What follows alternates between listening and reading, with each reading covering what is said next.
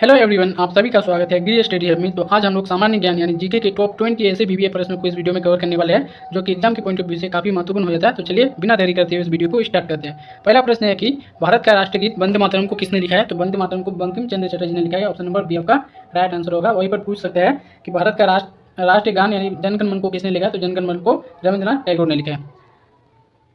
Next प्रश्न है कि ऋग्वेद में सबसे पवित्र नदी किस नदी को माना गया है? तो ऋग्वेद के अनुसार सबसे पवित्र नदी सरस्वती नदी है। ऑप्शन नंबर सी इसमें आपका राइट आंसर हो जाएगा।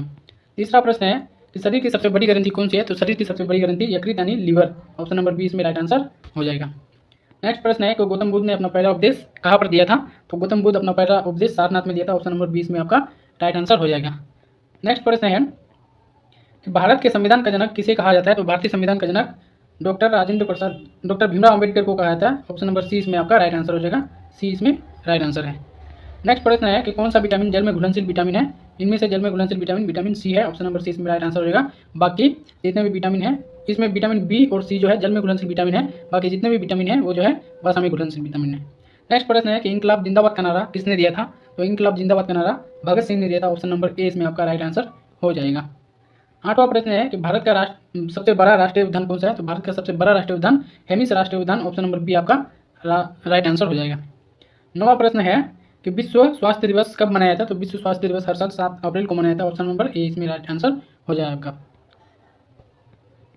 10वां प्रश्न है कि संविधान के किस अनुच्छेद के तहत अस्पृश्यता का समाप्त किया गया है? तो संविधान के अनुच्छेद 17 के तहत जो है छुआछूत को समाप्त किया गया है। ऑप्शन नंबर सी इसमें आपका राइट आंसर हो जाएगा।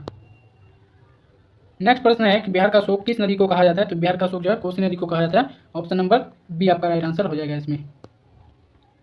सौरमंडल का सबसे गर्म ग्रह कौन सा है? तो सौरमंडल का सबसे गर्म ग्रह शुक्र हो जाएगा। ऑप्शन नंबर बी इसमें राइट आंसर।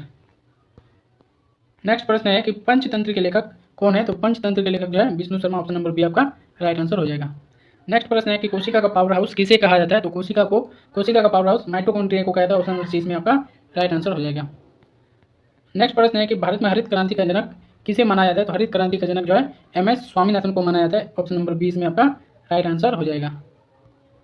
16वां प्रश्न है कि जालियांवाला बाग हत्याकांड कब हुआ था? तो जालियांवाला बाग हत्याकांड आपका 13 अप्रैल 1919 ईस्वी को अमृतसर के जालियांवाला बाग में हुआ था। ऑप्शन नंबर ए इसमें आपका राइट आंसर हो जाएगा। नेक्स्ट प्रश्न है कि ओजोन परत वायुमंडल के किस परत में पाया जाता है? तो ओजोन परत संताप मंडल पर पाया जाता है। ऑप्शन नंबर 20 में आपका राइट आंसर हो जाएगा।